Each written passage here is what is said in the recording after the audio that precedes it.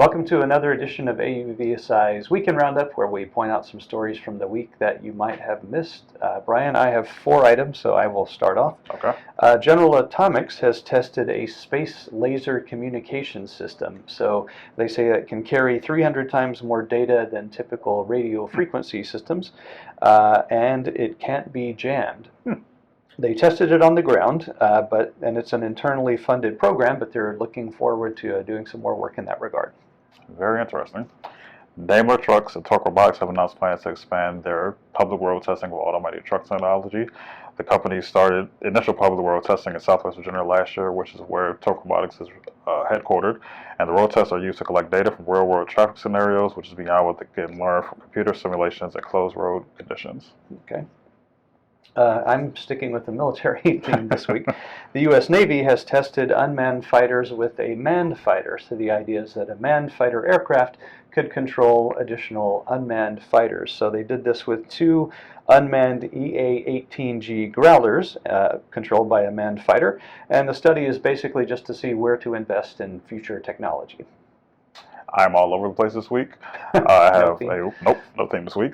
I have a water robotics story. A new company called Marine USA, which is based in Atlanta, has developed a new drone for waterway cleanup and data collection. The drone is nicknamed Waste Shark, and travels along the surface of the water, scooping up litter, biomass, microplastics, and other debris. That sounds very useful.